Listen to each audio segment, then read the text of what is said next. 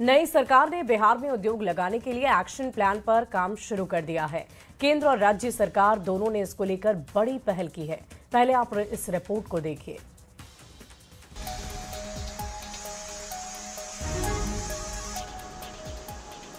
बिहार में उद्योग का जाल कैसे बिछे, हमारे कैबिनेट का प्रमुख जो है भाग होगा। बिहार में नई सरकार से बड़ी उम्मीदें हैं। एनडीए की सरकार ने बिहार में 1 करोड़ नौकरी और रोजगार का वादा किया है। ऐसे में बिहार में उद्योग और निवेश लाने के लिए बड़ी तैयारी शुरू हो गई है। बिहार में औद्योगिक माहौल बेहतर बनाने और निवेश की संभावनाओं की तलाश के लिए राज्य और केंद्र सरकार ने एक साथ पहल शुरू कर दी है। 25 नवंबर को दिल्ली में केंद्रीय मंत्री पीयूष गोयल ने बड़ी बैठक बुलाई है, जिसमें बिहार के उद्योग मंत्री दिलीप जायसवाल भी शामिल होंगे। इस बैठक में औद्योगिक क्षेत्र के विकास के रोड मैप पर मंथन होगा। 25 तारीख को पहला कैबिनेट की बैठक बिहार का होने जा रहा है और हम लोग पहला कैबिनेट में बिहार में उद्योग का जाल कैसे बिछे, हमारे कैबिनेट का प्रमुख जो है भाग होगा। और 25 तारीख को ही मैं दिल्ली जा रहा हूं और भारत सरकार के साथ एक मेरी बैठक है और उस बैठक में बिहार में उद्योग का जाल कैसे बिछेगा, इस पर विस्तृत चर्चा भारत सरकार ने मुझे आमंत्रित किया है और मैं वहां पर जा रहा हूं। एक सुई से लेके जहाज तक सभी चीज जो प्रोडक्शन होता है उसे उद्योग विभाग के अंदर ही जो है स्थापित किया जाता है। तो हम चाहेंगे सुई भी यहीं बने, बर्तन भी यहीं बने, घड़ा भी यहीं बने। नीतीश कुमार के नेतृत्व में बिहार में एनडीए की नई सरकार बनने के बाद सरकार की प्राथमिकता राज्य में कानून का राज स्थापित करने के अलावा रोजगार के अवसरों में बढ़ोतरी और पलायन रोकना है और इसको लेकर सरकार ने पहल भी शुरू कर दी है। इसके अलावा कल 25 नवंबर को दिल्ली में एक महत्वपूर्ण बैठक बुलाई गई है। पीयूष गोयल जो केंद्रीय मंत्री हैं, उनके नेतृत्व में यह बैठक होगी जिसमें बिहार के उद्योग मंत्री दिलीप जायसवाल भी शिरकत करेंगे और इसमें निश्चित तौर पर कई तरह की बात सामने आ रही है कि किस तरीके से बिहार में बेहतर औद्योगिक माहौल बनाया जाएगा। जेडीयू ने बिहार में उद्योगों के विकास को लेकर एक पोस्ट किया है, जिसमें लिखा गया है, निश्चिंत है बिहार, औद्योगिक क्षेत्र का होगा विस्तार। जेडीयू के पोस्ट में कहा गया है कि राज्य में औद्योगिक क्षेत्र का विस्तार नीतीश सरकार की प्रमुख प्राथमिकताओं में शामिल रहा है। नीतीश सरकार ने नए उद्योगों की स्थापना, निवेश में वृद्धि और इंफ्रास्ट्रक्चर के विकास से रोजगार के अनेक अवसर पैदा किए हैं। इससे पहले पीएम मोदी ने भी कहा था कि आने वाले 5 साल बिहार तेज गति से आगे बढ़ेगा, यहाँ नए उद्योग लगेंगे। पीएम ने देश दुनिया के निवेशकों से बिहार में निवेश की अपील की थी। बिहार के नौजवानों को बिहार में ही रोजगार मिले, इसके लिए लगातार काम किया जाएगा। बिहार में निवेश आएगा, ये निवेश और ज्यादा नौकरियां लाएगा। बिहार में डबल इंजन की सरकार में बिहार में औद्योगिक माहौल बेहतर बनाने की पहल शुरू हो गई है। नई सरकार में बिहार में बड़े उद्योग लगाने पर पूरा फोकस है, यानी बिहार में अब उद्योग की बहार आने वाली है। न्यूज़ 18 के लिए पटना से संजय कुमार की रिपोर्ट। सीमांचल में पांच सीट जीतने के बाद एआईएमआईएम का जोश हाई है। एआईएमआईएम प्रमुख असदुद्दीन ओवैसी ने बड़ा बयान दिया है। ओवैसी ने कहा कि वो बिहार में नीतीश सरकार के लिए समर्थन देने के लिए तैयार है, लेकिन इसके लिए शर्त है। क्या है वो शर्त, इस रिपोर्ट के जरिए आपको दिखाते हैं। नीतीश कुमार की सरकार है, बिहार की जनता ने उनको इख्तियार दिया है, हमारी तरफ से हम उनको पूरा ताउन पेश करेंगे।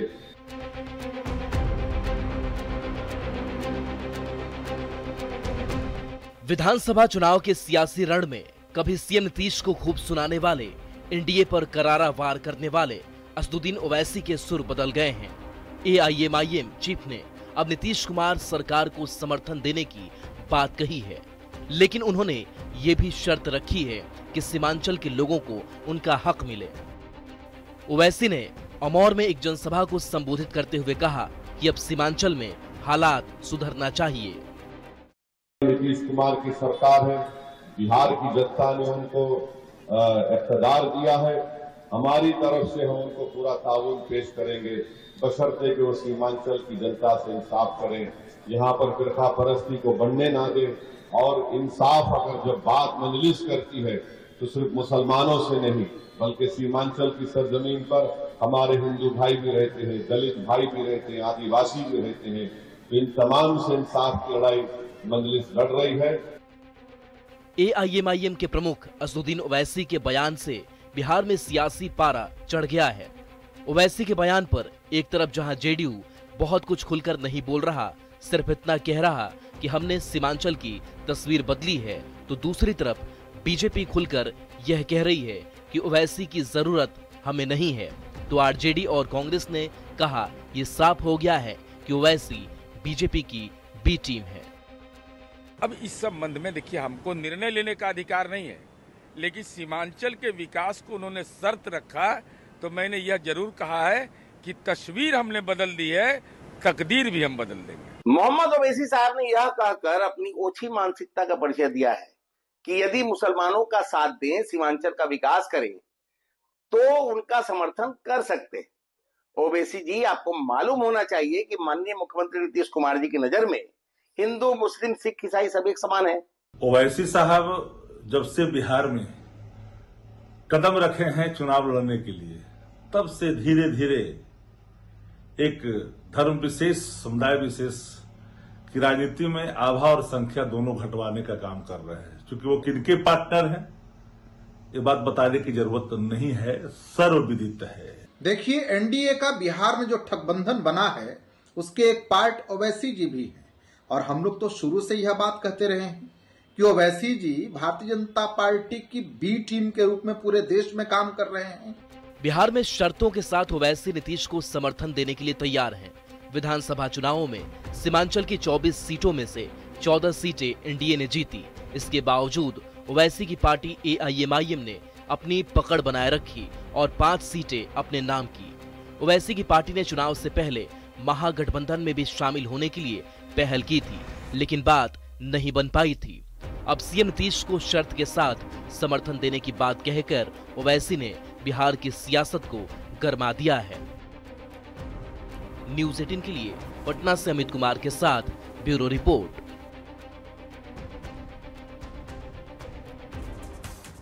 और देखिए, मुख्यमंत्री नीतीश कुमार लगातार 10वीं बार सत्ता संभालने के बाद एक्शन मोड में नजर आ रहे हैं। सीएम अपने आवास से निकलकर सबसे पहले विधायकों के नवनिर्मित फ्लैट को देखने के लिए पहुंच गए और इस दौरान कमियां देखने पर अधिकारियों को बेहतरी के निर्देश भी दिए गए। अधिकारियों से सीएम ने फ्लैट की खूबियों के साथ ही विधायकों को मिलने वाली सुविधाओं का भी जायजा लिया। इसके बाद मुख्यमंत्री जेपी गंगा पथ के सौंदर्यीकरण कार्य का भी जायजा लेने पहुंचे। उन्होंने अधिकारियों को काम जल्द पूरा करने के दिशा निर्देश दिए हैं। सीएम ने काम जल्द पूरा कराने के साथ ही पथ के बगल में बनने वाले पार्क में रेलिंग का निर्माण कराने के निर्देश दिए ताकि लोग सुरक्षित रह सके और उन्हें घूमने फिरने में किसी भी तरह की कोई असुविधा ना हो।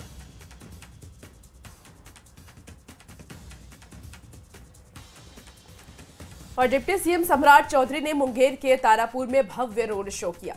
चुनाव के बाद सम्राट पहली बार अपने विधानसभा क्षेत्र पहुंचे। डिप्टी सीएम के रोड शो में जन सैलाब उमड़ गया। डिप्टी सीएम पर जेसीबी से फूलों की बारिश भी की गई। महिलाओं ने डिप्टी सीएम की आरती उतारी, तो वहीं सम्राट चौधरी ने भी बिहारी अंदाज में भगवा गमछा लहराकर अभिवादन स्वीकार किया। देखिए किस तरीके से बैंड पार्टी और ढोल थाप ने स्वागत किया है और इस समारोह को भव्य बना दिया। आपको बता दें कि हवेली खड़गपुर के अंबेडकर चौक पर सम्राट चौधरी ने बाबा साहेब की प्रतिमा पर माल्यार्पण भी किया। रोड शो में बीजेपी और जेडीयू के कार्यकर्ता बड़ी संख्या में शामिल हुए।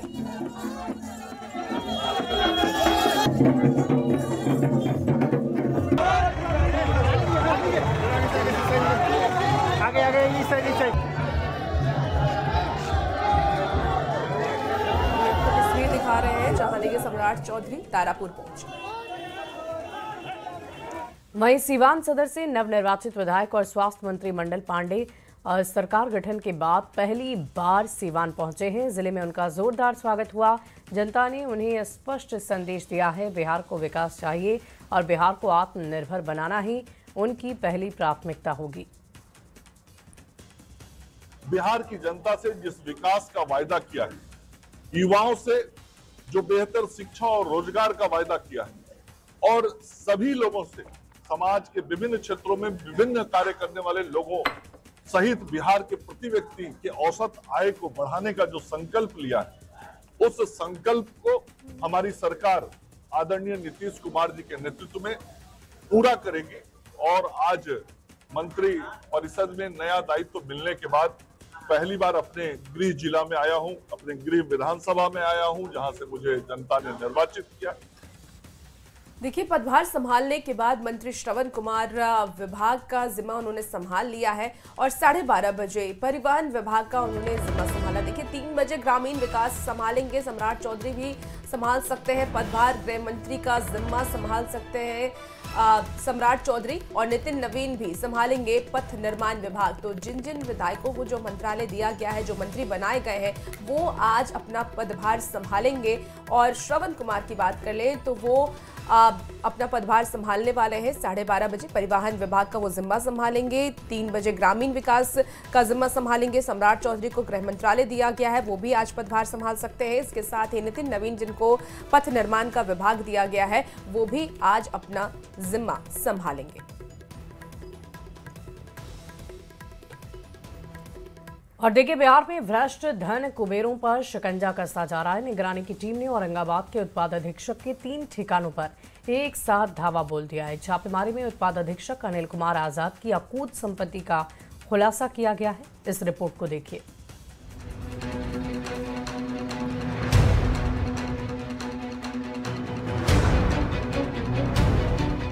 बिहार में नई सरकार एक्शन मोड में है। सरकार अब भ्रष्टाचारियों को बख्शने के मूड में नहीं दिख रही है। भ्रष्टाचार के खिलाफ कार्रवाई नीतीश सरकार की यूएसपी रही है। रविवार को निगरानी की टीम ने एक और धन कुबेर के ठिकानों पर छापा मारा। निगरानी की टीम ने औरंगाबाद के उत्पाद अधीक्षक अनिल कुमार आजाद के 3 ठिकानों पर एक साथ छापेमारी की। निगरानी की टीम ने औरंगाबाद, जहानाबाद और पटना में एक साथ धावा बोल दिया। जानकारी के मुताबिक अनिल कुमार आजाद के पास आय के स्रोत से कई गुना अधिक अवैध संपत्ति मिली है। उत्पाद अधीक्षक की पत्नी माधुरी देवी के नाम पर जमीन के 6 दस्तावेज मिले हैं। वहीं परिवार के दूसरे सदस्य के नाम पर भी जमीन के 4 दस्तावेज जब्त किए गए हैं। जमीन की कुल कीमत 1 करोड़ 78 लाख रुपए बताई जा रही है। पटना स्थित आवास से भी छापेमारी के दौरान 28 लाख रुपए के फिक्स्ड डिपॉजिट के कागजात मिले हैं। वहीं उत्पाद अधीक्षक की ओर से विभिन्न संस्थानों में 1 करोड़ 54 लाख रुपए के निवेश के भी सबूत मिले हैं। छापेमारी में यह खुलासा हुआ है कि अनिल कुमार आजाद, उनकी पत्नी और परिजनों के बैंक खाते में 48 लाख रुपए जमा है। वहीं 26 लाख रुपए की जेवरात की रसीद भी जब्त की गई है। भ्रष्टाचार के खिलाफ बिहार के विभिन्न एजेंसियों की कार्रवाई लगातार जारी है। इसी सिलसिले में स्पेशल विजिलेंस यूनिट की टीम ने औरंगाबाद के उत्पाद अधीक्षक अनिल कुमार आजाद के ठिकानों पर छापेमारी की है। जो स्पेशल विजिलेंस यूनिट के अधिकारी हैं, उन्होंने न्यूज़ 18 को इस बात की जानकारी दी है कि इनिशियल स्टेज में जो भी साक्ष्य मिले हैं, उसे आय से अधिक संपत्ति का यह मामला काफी ऊपर तक जा सकता है। औरंगाबाद के सत्येंद्र नगर में निगरानी की टीम ने उत्पाद अधीक्षक अनिल कुमार आजाद के आवास पर लगभग 5 घंटे तक छापेमारी की। हालांकि क्या कुछ बरामदगी हो सकी, इस बात का खुलासा टीम के अधिकारियों ने नहीं किया। ऐसी संभावना जताई जा रही है कि कुछ पुख्ता सबूत टीम को हाथ लगे हैं, जिसे टीम अपने साथ लेकर पटना चली गई। अनिल कुमार आजाद उत्पाद अधीक्षक औरंगाबाद के आवास पे हम लोग रेड करने के लिए पहुंचे थे। ये विशेष निगरानी इकाई पटना की टीम है। इनके 4 ठिकानों पे रेड हो रही है। जब सारा रेड कंडक्ट हो जाएगा, सब कुछ कंप्लीट हो जाएगा, तो इसके बारे में विशेष निगरानी इकाई एक विस्तृत ब्यौरा प्रस्तुत करेगी और आप लोग इसको सुनेंगे। औरंगाबाद के उत्पाद अधीक्षक अनिल कुमार आजाद के खिलाफ कई थानों में केस दर्ज है। अनिल कुमार आजाद पर 1.58 करोड़ रुपए से ज्यादा की अवैध संपत्ति इकट्ठा करने का आरोप है। निगरानी की टीम की छापेमारी में उत्पाद अधीक्षक की अकूत संपत्ति का खुलासा हो गया है। न्यूज़ 18 के लिए पटना से संजय कुमार और औरंगाबाद से संजय सिन्हा की रिपोर्ट।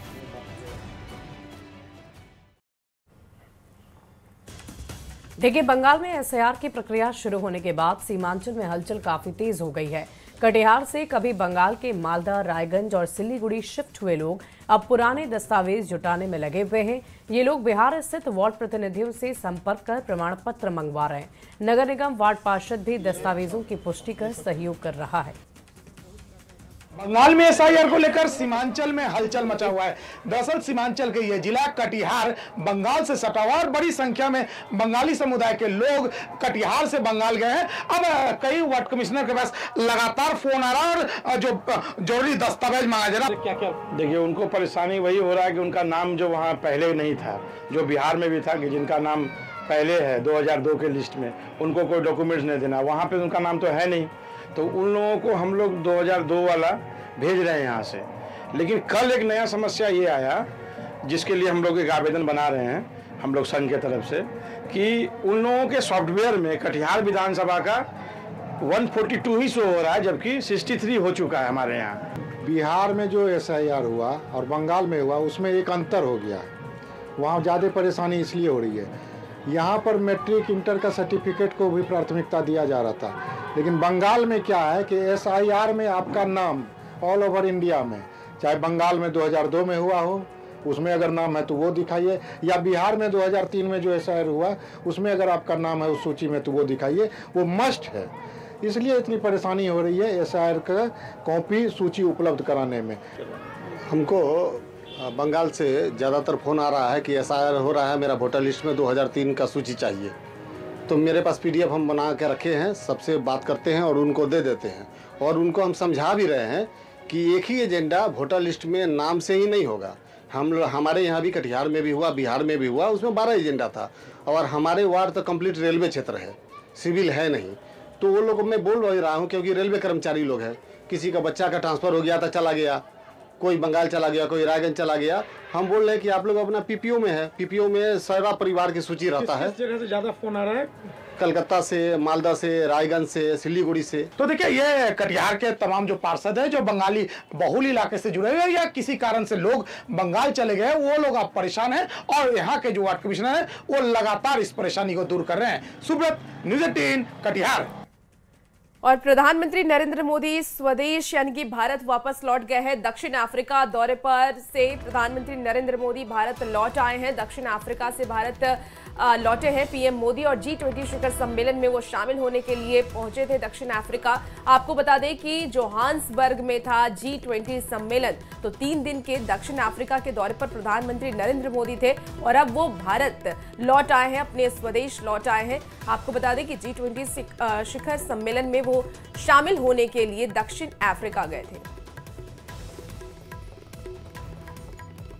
और देखिए, बिहार में मां के दूध को लेकर एक चौंका देने वाला खुलासा हुआ। बिहार के 6 जिलों में किए गए रिसर्च में मां के दूध में खतरनाक यूरेनियम पाया गया है।